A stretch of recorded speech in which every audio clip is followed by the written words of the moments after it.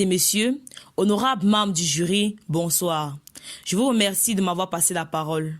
Je m'appelle Doumbé Zengheni Rosinel Rita, étudiante à la faculté des sciences juridiques et politiques à l'université de Chang, option droit.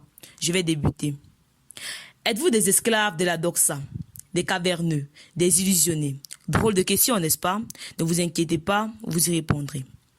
Faut-il se taire quand on n'a rien à dire? La réponse qui vous vient probablement à l'esprit est oui. Ce serait donc aussi simple. Si je n'ai rien à dire, je devrais me taire. J'en suis pas si sûr. Ainsi, lorsque ce thème m'a été donné il y a de cela 2 semaines, au premier abord, je l'ai trouvé familier. Parce que où j'ai grandi, dans le pays de la couleur ébène, beaucoup estiment qu'un enfant n'a rien à dire aux aînés, qu'un enfant est dénué de bon sens et que par conséquent, il ne devrait parler qu'à ses semblables. Parallèlement, que la société, que dis-je, nos dictateurs de dirigeants, pas peur d'être lésés sans doute, nous courons tous au silence. Ils nous musellent en prétextant qu'on n'a rien à dire. Ainsi, grand comme petit, le silence est une partie intégrante de nous. On grandit en pensant que les enfants ont nos mots à dire et une fois devenus grands, on réalise que les dires des aînés sont limités par l'État, qui voudrait mieux se taire lorsqu'on n'a rien à dire. Parlant de cette thématique, les questions suivantes m'ont taraudé l'esprit. Est-il possible qu'on n'ait rien à dire? Que signifie n'avoir rien à dire? Ces questions me laissaient sans voix. Alors, en bon élève, j'essayais d'appréhender ce sujet autrement. Je m'interrogeais à nouveau. Pourquoi parler si on n'a rien à dire? Vaudrait mieux se taire, je me disais. Ainsi, pendant un court instant, j'optais pour le oui, la position que j'avais quotidiennement tendance à adopter. Je me laissais alors bercer par mes souvenirs et je me remémorais toutes ces fois où, enfant, j'ai dû me taire parce qu'un enfant devrait se taire lorsque les aînés parlent, toutes ces choses que j'aurais pu empêcher par le biais de ma voix si on ne m'avait pas réduite au silence. Pour eux, je n'avais rien à dire. Une fois, un incendie dévastateur fit des ravages dans mon quartier d'enfance. Alors, âgé de 7 ans, j'avais été témoin de la scène, j'avais tout vu et tout entendu. Et lorsque j'ai voulu expliquer à mes parents que notre quartier, or notre voisinage n'avait pas été accidentellement le théâtre d'incendies meurtriers comme ils le pensaient, mais qu'il s'agissait de meurtres avec préméditation, il me répondit d'un ton sévère. « Tais-toi, qu'est-ce que tu en sais ?» En réalité, une de nos voisines était une femme libre. Par conséquent, elle courtisait plusieurs hommes, ainsi lui rendant fréquemment visite. J'avais entendu un soir l'un de ses amants lui parler d'un ton menaçant. Il lui disait que si elle épousait un autre que lui, il mettrait le feu à sa maison.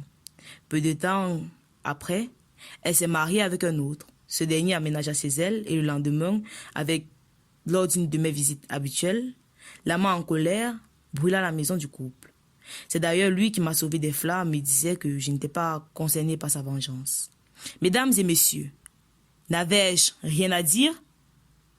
Si mes parents avaient donné de l'importance à mes propos, si j'avais été écouté plus tôt qu'aujourd'hui, il aurait pu être derrière le barreau et non mort par suicide. On m'avait demandé de me taire, pourtant je savais que j'avais quelque chose à dire. Et ce n'était pas la première fois. Toutefois, je tenais à souligner que les questions qui me laissaient sur ma faim au départ ont fini par trouver des réponses, avec un peu d'aide de Google et Wikipédia bien évidemment.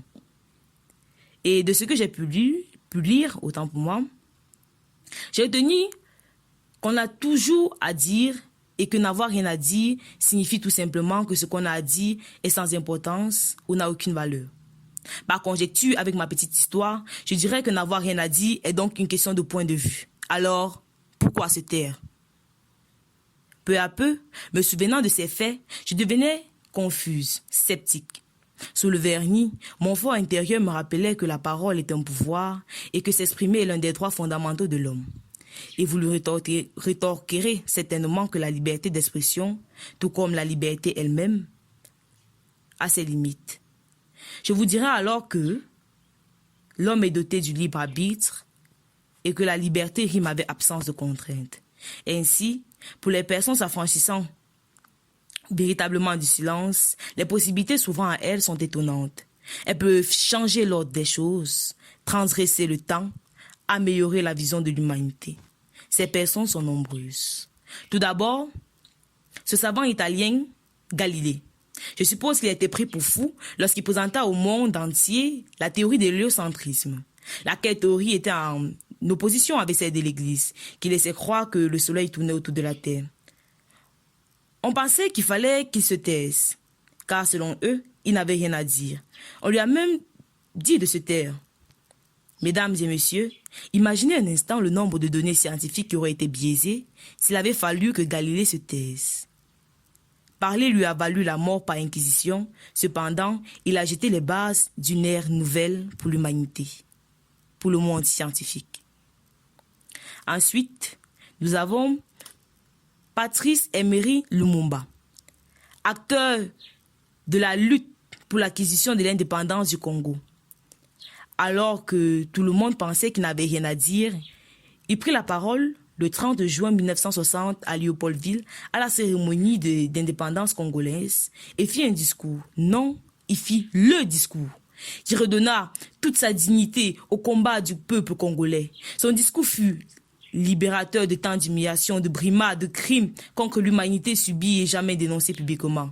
Par ces mots, il rappelait aussi bien aux Occidentaux qu'aux Africains que nous, Africains, n'avons personne d'autre que nous-mêmes à remercier pour notre indépendance et que désormais cette autonomie fait de nous tous des égaux. En contradiction avec le contenu du discours du roi belge Baudouin Ier, qui fut un discours de légitimation de la colonisation, une véritable apologie de son prédécesseur. Une insulte à la mémoire des valeureuses personnes mortes pour cette indépendance, Lumumba insuffla un vent de renouveau dans tout son pays et marqua à jamais le berceau de l'humanité. En réalité, dans l'ordre de passage annoncé, Patrice Lumumba n'y figurait pas. Pourtant, il s'est levé et a parlé au nom de tous les Congolais. On n'oubliera jamais son appel à l'unité, à la solidarité, au travail et à la paix pour le nouveau Congo-Kinshasa. Il a dit, et je cite, « Nous allons supprimer efficacement toute discrimination, quelle que soit, et donner à chacun la juste place qui lui vaudra sa dignité humaine, son travail et son dévouement au pays. Nous allons faire régner non pas la paix des fusils et des baïonnettes, mais la paix des cœurs et de bonne volonté. » Kadhafi disait que la prise conscience de ses faiblesses devient une force. C'est une invitation à s'interroger, à quitter sa zone de confort pour découvrir ses limites et à devenir fort. Quel meilleur autre moyen que parler? N'ayons plus peur de mettre à nu notre ignorance dans tel ou tel domaine. C'est justement parce qu'aujourd'hui, nous sommes dépourvus de connaissances dans ces domaines que nous semblons n'avoir rien à dire. Il faut donc parler. Parler en vue d'acquérir du savoir pour avoir à dire demain. En d'autres termes, lorsqu'on parle, lorsqu'on n'a rien à dire, on s'instruit. Et s'il est vrai que le savoir, c'est le pouvoir, alors au fur et à mesure qu'on parle, on découvre ses faiblesses et on grandit en puissance. Et ainsi, l'enfant que j'ai été aurait pu apprendre tant de choses si on avait laissé parler sa curiosité. J'aurais pu être forte. Je commençais à comprendre pourquoi, pendant une fraction de seconde, j'épousais le oui condamnant, le oui qui me réduisait au silence et faisait ma faiblesse. J'avais refoulé en moi cette pensée propre à ma communauté, se taire quand on n'a rien à dire. Dans le mythe de la caverne de Platon, l'homme est assimilé à un esclave enchaîné. De tourner à la réalité, un esclave qui est appelé à briser ses chaînes, à quitter la doxa pour entrer dans le monde des lumières. Je pensais, comme beaucoup d'entre vous, avoir déjà quitté la doxa. Cette thématique, faut-il se taire quand on n'a rien à dire, me prouvait le contraire. Hélas, j'y étais encore, et les chaînes solidement nouées n'étaient nul autre que ma privation momentanée à la parole. J'ai refait la dialectique. Ainsi, en me libérant, j'ai décidé de suivre les pas de l'illustre poète africain Aimé Césaire. Il a décidé de ne plus se taire. Il trouve toujours à dire, même si cela se résume à être la voix des autres. À défaut de ne rien dire, il est pour les Africains la bouche de ceux qui n'ont point de mots. Imaginez un instant l'impact du silence au cours d'un procès, d'un débat télévisé ou d'une réunion par exemple. Les brainstorming perdraient tout le sens. Mesdames et messieurs, pensez-vous vraiment qu'il faut se taire parce qu'il ou elle estime que nous n'avons rien à dire? Qui sont-ils pour nous priver de notre liberté d'expression? Je vous le redemande. Êtes-vous encore dans la caverne? Choisissez-vous la doxa ou parlez-vous même lorsque vous n'avez rien à dire? Nous sommes au stade de ce que l'illustre poète sénégalais Léopold Sédar Senghor aurait appelé le rendez-vous du donner et du recevoir. Ainsi, Antoine de Saint-Exupéry, dans son ouvrage La Citadelle, disait « Si tu diffères de moi, mon frère, loin de me léser, tu m'enrichis. » C'est donc dire que vos questions, remarques et suggestions seront les bienvenues car nous voyons en cela un enrichissement mutuel.